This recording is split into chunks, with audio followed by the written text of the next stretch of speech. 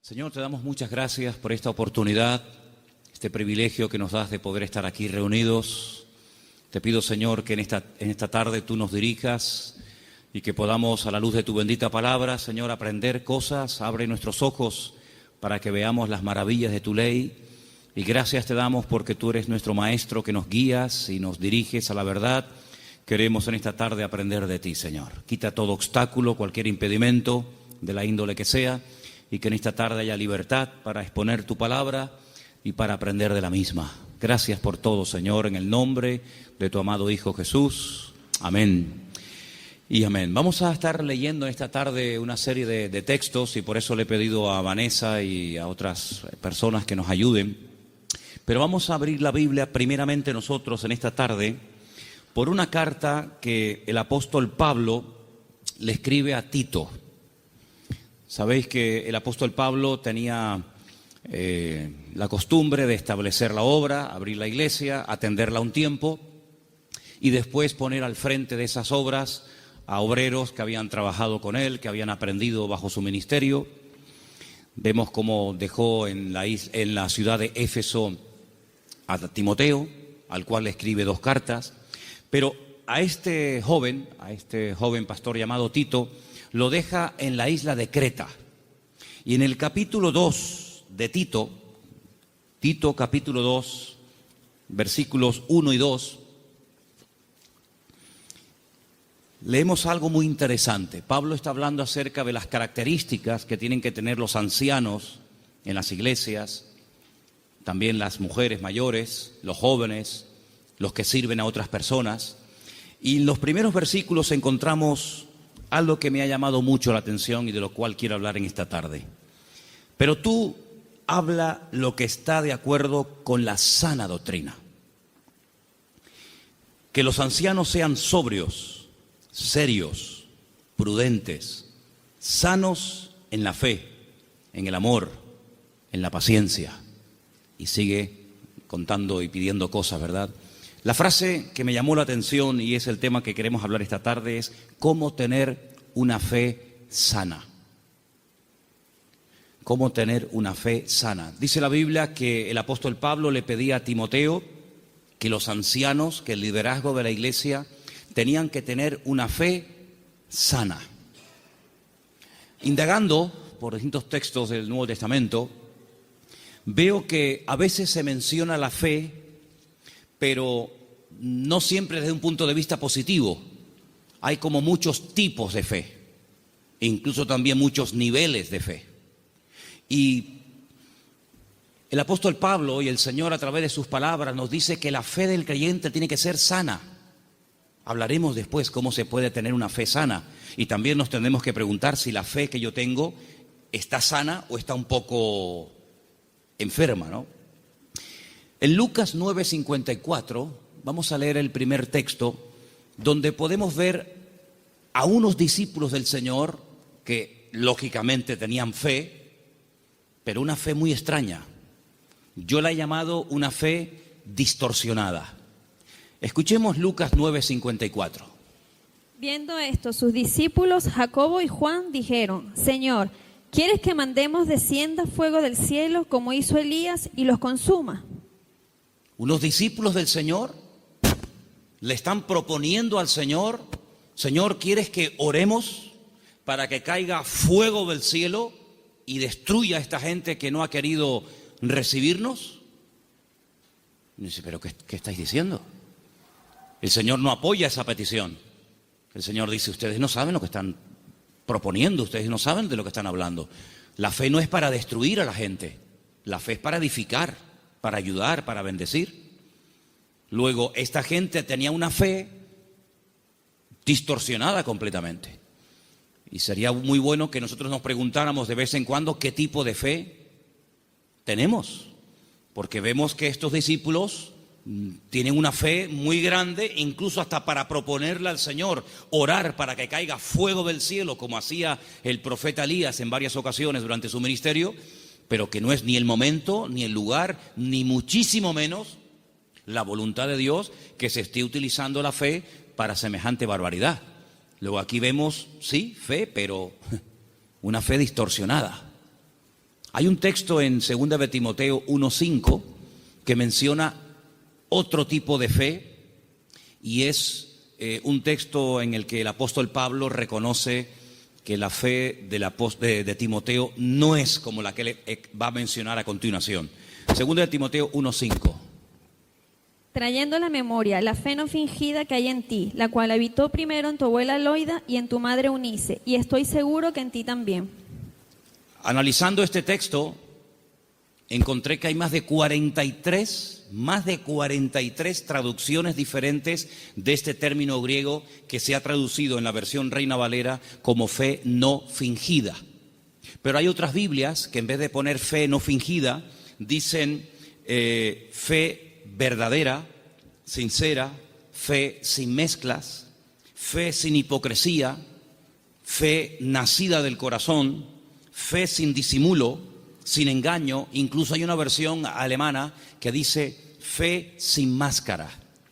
Es un término que se emplea en 6 ocasiones diferentes en el Nuevo Testamento y hay un versículo en Romanos que dice que el amor tiene que ser sin fingimiento.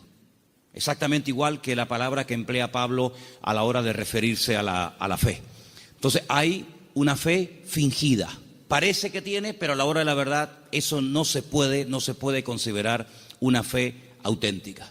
Entonces estamos viendo cómo la Biblia menciona y habla de personas que en un momento determinado pueden tener fe, pero no es la fe sana de la cual queremos hablar en esta noche y cómo conseguirla. Entonces hemos visto una fe distorsionada, una fe fingida, que no era el caso de Timoteo. Tenemos también en Santiago 2:26 una fe que no sirve para nada. Lo dice literalmente el texto. Vamos a prestar atención. Santiago 2, versículo 26. Porque como el cuerpo sin espíritu está muerto, así también la fe sin obras está muerta. Fe sin obras. Hay fe, pero no hay obras, luego está muerta. No sirve para nada. Entonces hay gente que puede tener una fe aparentemente muy grande, pero no hay obras. Esa fe no produce nada. Por lo tanto, dice Santiago, es una fe muerta. Y lo muerto, pues ya me contarás para qué sirve. Absolutamente para nada. Ya hay 3 tipos de fe: distorsionada, una fe fingida, una fe muerta, y hay una fe que quisiera contar un poquito de quién se trata. ¿Os acordáis del joven rico? Un chico que dice que había guardado todos los mandamientos de la ley, era muy escrupuloso, moralmente impecable, pero él notaba que le faltaba algo. Y le pregunta al Señor: Señor, ¿qué tengo que hacer para heredar la vida eterna? Y el Señor le propone un estilo de vida diferente, le habla de que tiene que romper con ese espíritu de materialismo que lo domina, le habla de que tiene que guardar los mandamientos y él dice: yo todo esto lo he guardado.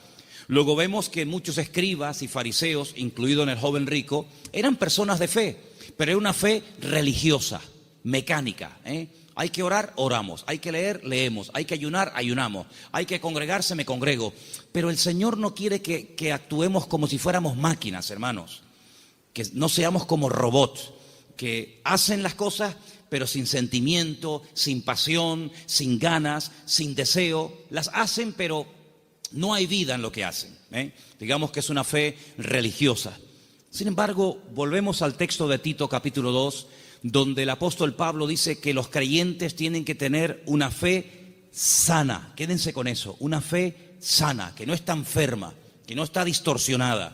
No es una fe que llegamos incluso a tener fe en la fe, valga la redundancia. Conocen la película de la lámpara de Aladino, ¿no? Esa lamparita que la frotan, sale un genio y el objetivo del genio es cumplir los deseos de aquel que tuvo la suerte de encontrar la lámpara de Aladino. La fe no es la lámpara de Aladino. No tenemos que tener fe en nuestra fe. Dice el Señor: tened fe en Dios. ¿Cuántos dicen amén? Antes de ver las características y cómo se puede tener una fe sana, quiero llevarles a Mateo capítulo 8, donde vais a ver cómo el Señor sabe perfectamente qué nivel y qué calidad de fe tenemos. En Mateo capítulo 8, a partir del versículo 5, se relata la historia de una visita de Jesús a un pueblo llamado Cafarnaún, que significa el pueblo de Naún. Y en el versículo 5 dice que Jesús entró en Cafarnaún y vino a él un centurión. Luego no es un judío, es un gentil. Y este centurión, que era una especie de capitán, viene rogándole y le dice: Señor, mi criado está postrado en cama, paralítico, gravemente atormentado. No es un hombre insensible, no es un hombre arrogante como la mayoría de los romanos de la época. Es un hombre que viene pidiendo ayuda. Y viene pidiendo ayuda a un judío. Luego aquí hay un acto de humildad muy grande. Y le dijo el Señor: yo iré y le sanaré. Versículo 8. Respondiendo el centurión le dijo: Señor, no soy digno de que entre bajo mi techo. Solamente di solamente la palabra y mi criado sanará. Esto es tremendo. Porque también yo soy hombre bajo autoridad y tengo bajo mis órdenes soldados. Y le digo a este: ve, y va. Y le digo a otro: ven, y viene. Y a mi siervo: haz esto, y lo hace. Al oírlo Jesús se maravilló y dijo a los que le seguían: de cierto os digo que ni aún en Israel he hallado tanta fe. No he encontrado a nadie en el país que tenga tanta fe como este hombre. ¿Qué fue lo que le llamó la atención al Señor Jesucristo de este hombre? Primero, la humildad con la que vino a pedir. No vino exigiendo. No vino: oye, que soy un centurión romano y me tienes que obedecer. Sino vino con humildad. Vino, dice, que rogándole. Y no vino pidiendo algo para él, sino para otra persona. Luego aquí hay una compasión. Aquí hay un amor por alguien que está sufriendo, que no es precisamente él, sino es su criado. Luego hay una cosa muy interesante en la conversación. El Señor está dispuesto a ir a la casa de un gentil. El Señor está dispuesto a ir a la casa de este hombre. Sin embargo, este hombre dice: Señor, sinceramente yo no soy digno de tenerte bajo mi techo. Pero podemos solucionarlo de otra manera. Di solamente la palabra, da solamente la orden de que mi criado sea sanado, y no hace falta ni que te desplaces, no hace falta ni que vengas. Fíjate que el hombre le pone un ejemplo al Señor. Le dice: mira, yo soy un hombre de autoridad. Yo le digo a un soldado que venga y viene, lo digo a otro que vaya o haga esto y lo hace. Por lo tanto, lo que este hombre está diciendo es: yo reconozco tu autoridad. Yo reconozco que cuando tú ordenas algo en el mundo espiritual, se cumple. Por lo tanto, como hago yo en lo natural, hazlo tú en lo espiritual. Da la orden y automáticamente mi criado sanará. Él unió el poder de la palabra, la autoridad de la palabra del Señor, con una fe bien puesta y bien depositada con humildad en el Señor. Y claro, automáticamente recibió la respuesta. Entonces el Señor dice que en todo Israel no había encontrado a nadie que tuviera tanta fe, una fe tan grande, tan firme, tan madura como la de este hombre. Luego, por la forma como habló, por la forma como pidió y se comportó, el Señor se dio cuenta de que este hombre no tenía una fe normal y corriente, sino era una fe, amigo, de categoría. Sin embargo, en el mismo Evangelio según San Mateo, un poquito más adelante, en el capítulo 14, ahora las cosas cambian. Porque en el capítulo 14, a partir del versículo 22, dice la palabra del Señor lo siguiente: Jesús enseguida hizo a sus discípulos entrar en la barca e ir delante de él a la otra tierra, a la otra ribera, entre tanto que él despedía a la multitud. Despedida la multitud, subió al monte a orar aparte, y cuando llegó la noche estaba allí solo. Y ya la barca estaba en medio del mar, azotada por las olas, porque el viento era contrario. Mas a la cuarta vigilia de la noche, como a las 3:30 de la madrugada, Jesús vino a ellos andando sobre el mar. Los discípulos, viéndole andar sobre el mar, se turbaron diciendo: un fantasma, y dieron voces de miedo. Pero enseguida Jesús les habló diciendo: tened ánimo, yo soy, no temáis. Entonces Pedro le respondió y le dijo: Señor, si tú eres, manda que yo vaya a ti sobre las aguas. Vamos a ver. Jesús le dijo: ven, simplemente eso, ven. Él, descendiendo de la barca, andaba sobre las aguas para ir a Jesús. Pero, ay amigos, los peros, Al ver el fuerte viento tuvo miedo y comenzando a hundirse, dio voces diciendo: Señor, sálvame. Al momento Jesús, extendiendo la mano, asió de él y le dijo: hombre de poca fe. Poca fe. Capítulo 8 le dice al centurión: grande, grande es tu fe. Queda maravillado, queda impactado el Señor al ver el nivel de fe que tenía aquel hombre. Sin embargo, a este le dice: hombre de poca fe.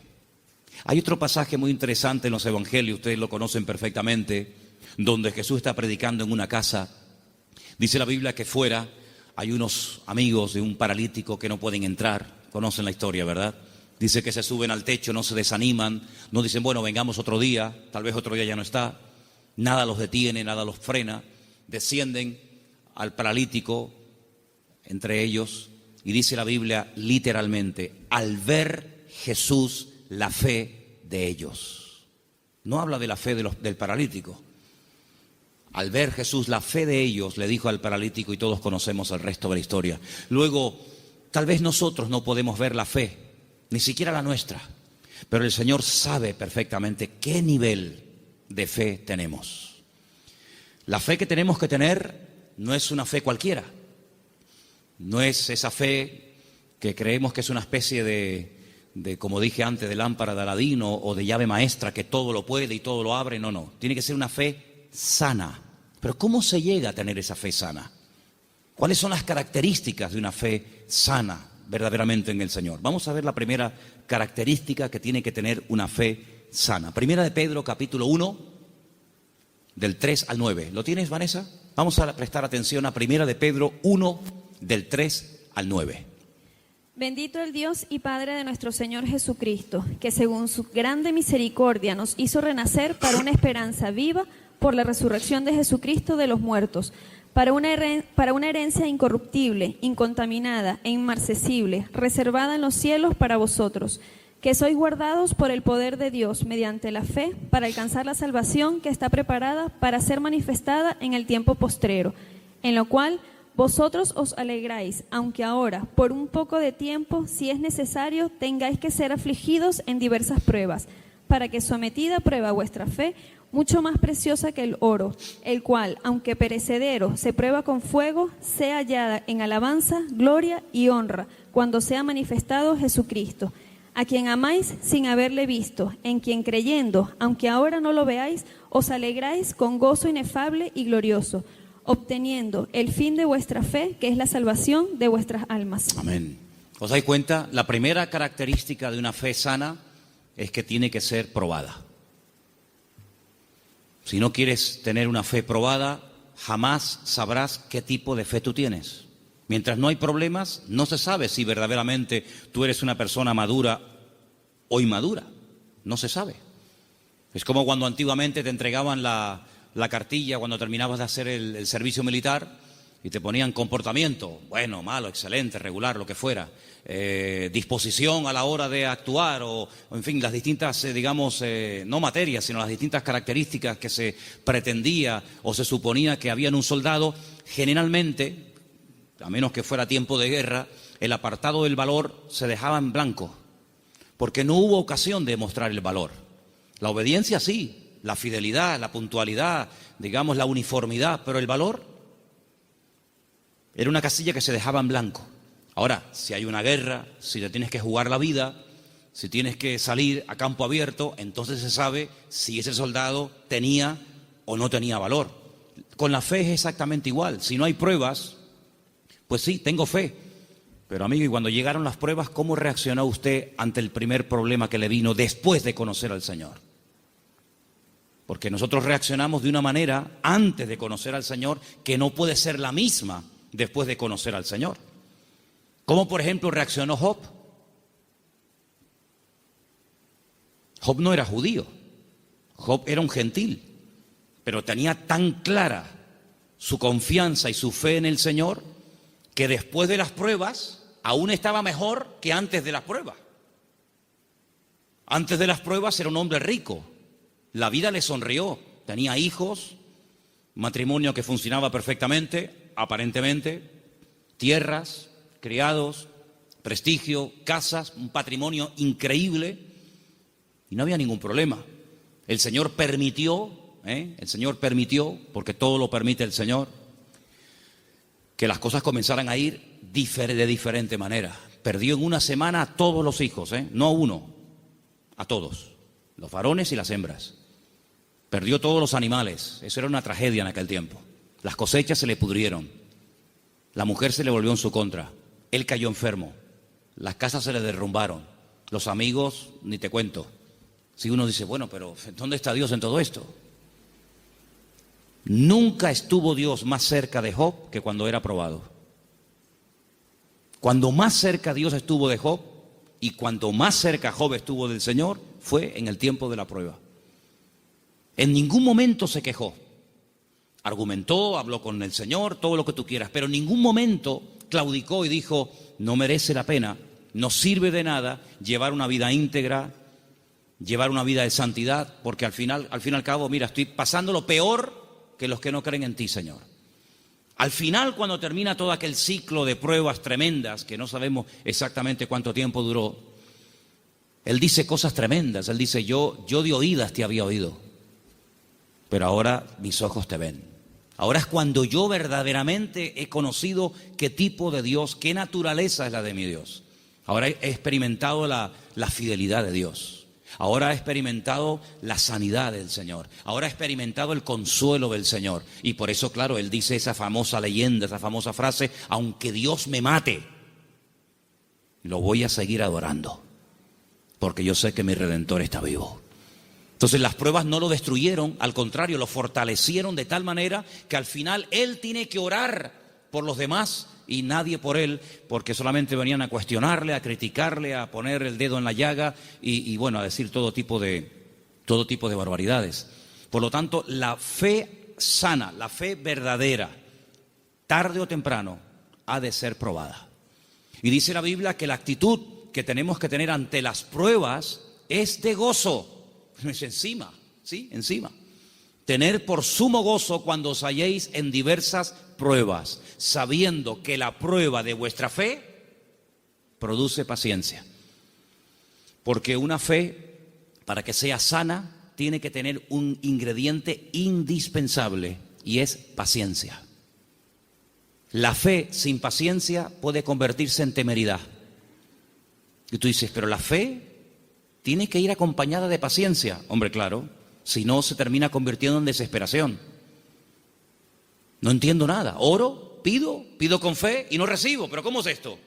Entonces, si no va acompañada del ingrediente de la paciencia, al final terminas desesperándote porque crees que no tienes fe, que has cometido un pecado, que te han hecho algo malo, etcétera, etcétera, y comenzamos a decir tonterías, y toda tontería, toda queja, todo lamento que salga de nuestros labios lo que hace es que va deteriorando, enfermando, debilitando cada vez más la fe. Y en vez de ser una fe sana, es una fe, pero enferma. Entonces, vemos que la característica de una fe sana es que ha sido probada por el fuego. Es interesante notar que hay un momento en el que el Señor le dice a Pedro, Pedro, Satanás ha venido para pedirme permiso porque os quiere zarandear como al trigo. Eso es una revelación de parte del Señor, porque en ningún momento encontramos en los evangelios a Satanás hablando con Cristo pidiéndole semejante cosa. Eso es una revelación que el Señor contó. En esas cosas que le ocurrían a nivel personal al Señor, dice, Él os va a zarandear como el trigo, pero yo ya he rogado previamente por ustedes para que vuestra fe no falle. Y una vez que seáis confirmados, vete y confirma a tus hermanos. En otras palabras, el Señor no descarta en ningún momento que un creyente en algún momento determinado de la vida pueda ser sacudido o pueda ser zarandeado, es decir, probado.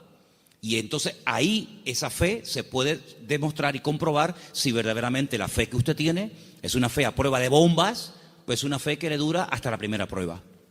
En la parábola del sembrador, dice la Biblia que hay semillas que brotaron muy rápido. Pero dice, cuando salió el sol quemó la semilla y no dio fruto.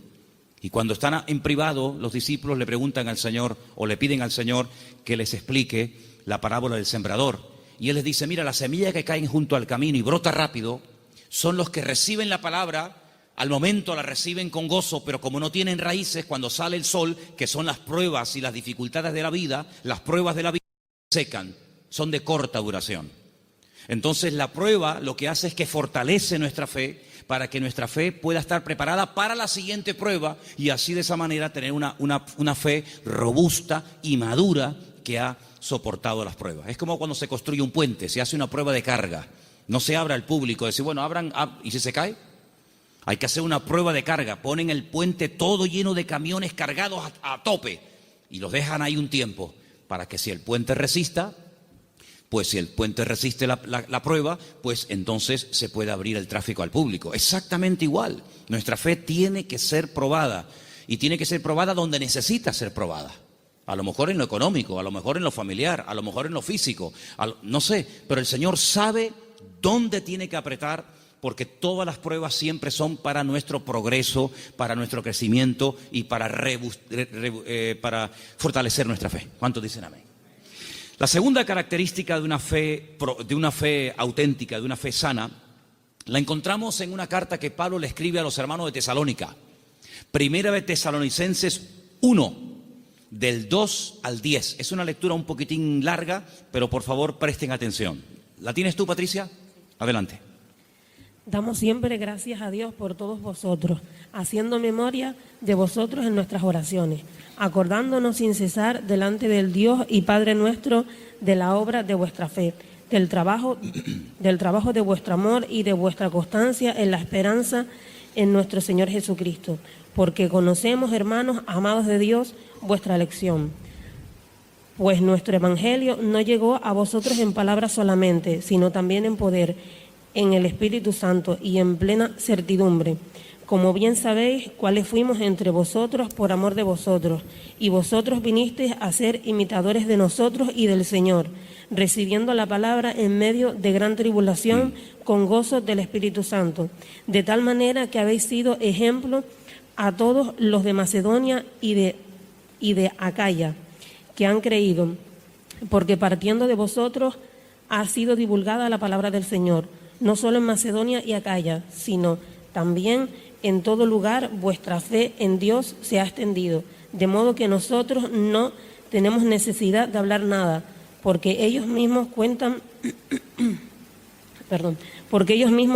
de nosotros la manera en que nos recibisteis y cómo os convertisteis de los ídolos a Dios, para servir al Dios vivo y verdadero, y esperar de los cielos a su Hijo, al cual resucitó de los muertos, a Jesús, quien nos libra de la ira venidera. Amén. La iglesia de Tesalónica, desde el primer momento, fue una iglesia muy perseguida, muy perseguida. No todas fueron así, pero una de las características de esa congregación es que desde el primer momento los creyentes fueron perseguidos. Hermanos perdieron la vida. Llegó un punto que la presión era tan tremenda, que comenzaron a pensar si a lo mejor ya había comenzado hasta la gran tribulación. Fíjate lo que te digo.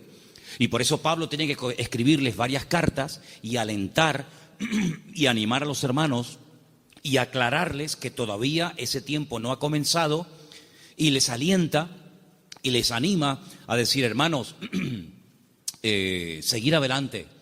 El Señor aún no ha venido. El tiempo de angustia de Jacob, la gran tribulación, aún no ha comenzado. Y Pablo pone doctrina encima de la mesa para que ellos sepan que lo que está pasando no es todavía lo que está profetizado para los últimos tiempos, ¿verdad? Y una de las cosas que el apóstol Pablo reconoce de la iglesia es que la fe de la iglesia, la fe de los hermanos de la ciudad de Tesalónica, no se quedó encerrada entre cuatro paredes, sino que los creyentes no habían perdido el valor de testificar a los que no conocían al Señor. Ellos se habían convertido, como dice ahí, hemos leído, de los ídolos. Habían sido gente idólatra, politeísta, y habían dejado esa vida de desorden, de idolatría, para convertirse al Dios vivo y verdadero. Pero la conversión de ellos, la fe de ellos depositada en el Dios vivo y verdadero, no era algo que se hacía a escondidas, sino algo que ellos querían que se difundiera. De tal manera que Pablo llegaba a ciertas y determinadas poblaciones y la gente en esos lugares daban testimonio de lo que los hermanos de Tesalónica estaban pasando y cómo la fe de ellos se había extendido. Y esto es muy importante, hermanos. Esto es muy importante porque en un momento tenemos un encuentro inicial con el Señor. Nos encontramos con el Señor, entendemos el propósito de la salvación, de la venida de Cristo. Pedimos perdón por nuestros pecados, lo aceptamos como nuestro Señor y Salvador personal. Muy bien, pero ¿y ahora? Ahora se tiene que extender nuestra fe. Tenemos que divulgar nuestro testimonio, nuestra esperanza en el Señor, porque no todo el mundo tiene la misma fe.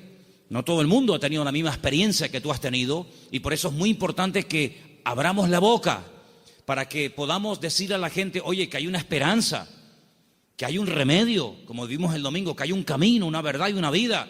Y los tesalonicenses no dijeron, bueno, mira, vamos a quedarnos callados porque nos están maltratando, nos están matando, nos están torturando. No importa, vamos a seguir hablando, vamos a dar testimonio de la fe en nuestro Señor Jesucristo. Esa es otra característica indispensable de una fe sana, que no solamente soporta la prueba con gozo y que la utiliza como plataforma para crecer y para acercarse más al Señor, sino que además es una fe que no es muda, no es una fe invisible. Usted sabe que la tiene, pero nadie se ha enterado en la familia, nadie se ha enterado en el barrio. No, yo abro mi boca y extiendo y proclamo la fe, la obra que el Señor ha hecho en mi vida. Esa es otra característica de una fe sana. Un creyente que no testifica no es normal. No es creyente que un creyente que tiene el gozo del Señor y que ha pasado de muerte a vida, pasen los días, las semanas y se le pase la vida y no comparta su fe y su testimonio con nadie. Eso no es una fe sana, es una fe enferma. Otra característica de una fe sana, quiero leer en Santiago, voy a leer este pasaje yo, si no les importa, en capítulo 2, a partir del versículo 14, donde Santiago habla de algo muy importante relacionado con la fe. Dice, hermanos míos, Santiago 2:14, ¿de qué aprovechará si alguno dice que tiene fe y no tiene obras? ¿Podrá la fe salvarle? Si un hermano o una hermana están desnudos y tienen necesidad del alimento de cada día, y alguno de vosotros les dice, id en paz, calentaos y saciaos, pero no les dais las cosas que son necesarias para el cuerpo, ¿de qué aprovecha? No, hermanos, déjenme que diga esto. Decimos, bueno, pero ¿no es el Señor el que suple nuestras necesidades? Sí, pero muchas veces el Señor puede suplir nuestras necesidades a través de nuestros hermanos.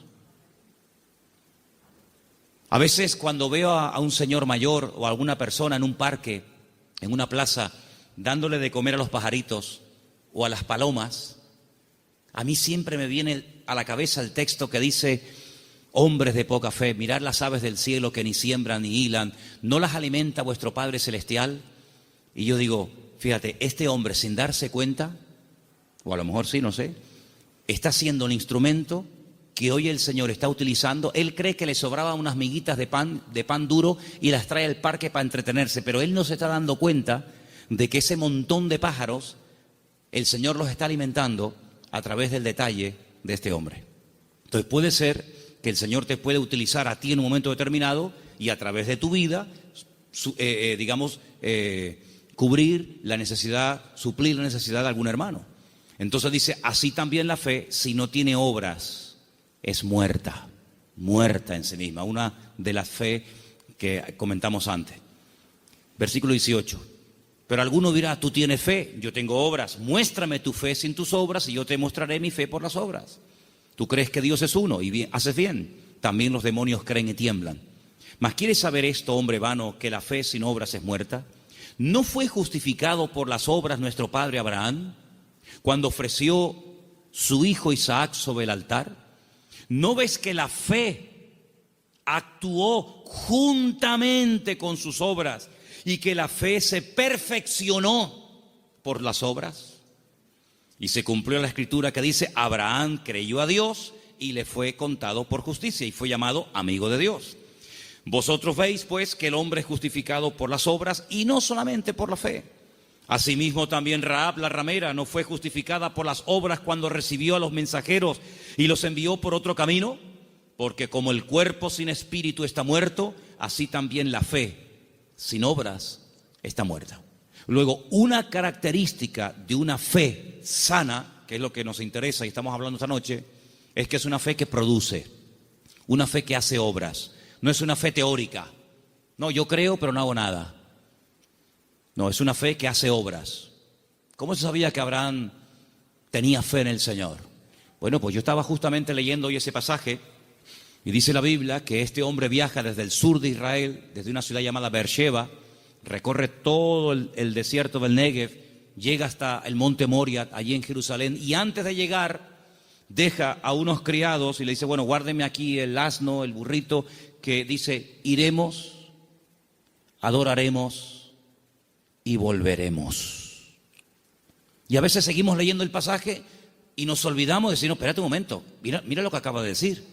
Iremos, adoraremos y volveremos. Pero ¿cómo dice volveremos si Abraham sabe que tiene que subir al monte Moria y sacrificar, es decir, matar a su hijo Isaac? Dirás en todo caso, volveré. La Biblia dice que Abraham tenía tanta fe en el Señor que creía que si mataba a su hijo Isaac, el Señor se lo podía resucitar y volverlo a tener con él. Y en cierto sentido, eso fue lo que pasó. No lo mató, sabemos el resto de la historia, pero él en su corazón lo había sacrificado antes de subir al monte Moria. ¿Se da cuenta? Pero la fe de Abraham no quedaba simplemente en un acto de obediencia, sino que iba mucho más allá. Bueno, yo lo mato, yo lo sacrifico porque al fin y al cabo es lo que Dios, mi Señor, me ha pedido. Pero creo que Él me lo puede dar de entre los muertos. Y es que nunca nadie había resucitado, hermanos. Él no puede decir, no, es que ya resucitó fulanito de tal. No había resucitado nadie. ¿Cómo sabía Abraham que el Señor podía resucitar muertos? Porque Abraham conocía a Dios. Y la fe auténtica, la fe sana, no es una fe ciega, no es una fe irracional, es una fe basada en hechos, en realidades. ¿Y qué mejor realidad que conocer a Dios y conocer su palabra? Yo dije en una ocasión que hubo un momento en nuestra vida en los que creímos en un Dios que prácticamente no conocíamos. Cuando nosotros la primera vez aceptamos al Señor, ¿qué sabíamos del Señor? Pues muy poca cosa. No conocemos hoy nosotros al Señor mejor que hace años atrás cuando lo conocimos o lo recibimos en nuestro corazón, ¿sí o no? Por supuesto que sí. En aquel momento fue un acto de fe. Yo necesité fe, créame, yo particularmente, yo no sé usted, pero yo necesité mucha fe porque yo no creía en Dios. No creía en Dios, sencillamente. Para mí no existía. Y yo necesité que Dios me diera fe para poder creer en Él. Pero créanme, hermanos, y lo digo con toda sinceridad, yo hoy en día no necesito fe para creer en Dios. Yo es que sé que Dios existe. La fe se necesita para creer en lo que usted tal vez no ve o no ha recibido y tiene fe de poder recibirlo. Pero yo no necesito fe para creer en mi Padre. Yo no necesito hoy por hoy fe para creer si este libro es o no es la palabra de Dios. Es que yo sé que es la palabra de Dios. Por lo tanto, la fe tiene que ir en aumento, tiene que ir creciendo, tiene que ir madurando.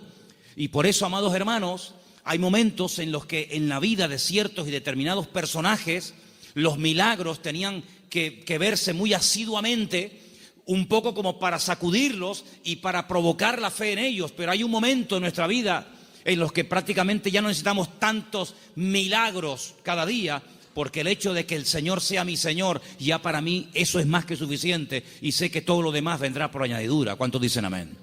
Hay gente que continuamente le pone pruebas al Señor.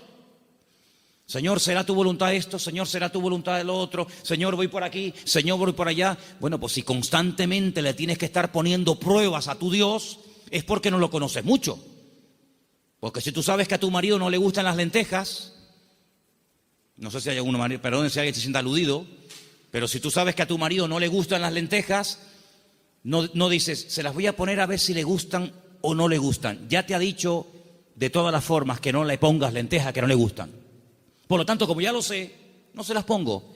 Pero yo sé que lo que le gusta es el potaje de berros. Entonces, en la medida en la que tú conoces a tu marido, a tu esposa o a tu hijo, a quien sea, tú te comportas de una forma diferente con él o con ella, ¿sí o no? En la medida en que tú conoces a Dios, yo no tengo que decirle a Dios, Señor, ¿se puede hacer esto o no se puede hacer. Voy a poner un papelito con un sí y con un no.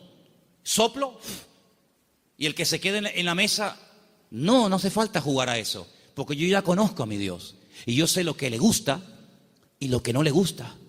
Leía en el día de ayer algo tremendamente interesante. Dice Pablo, es que la ley no fue dada para el justo.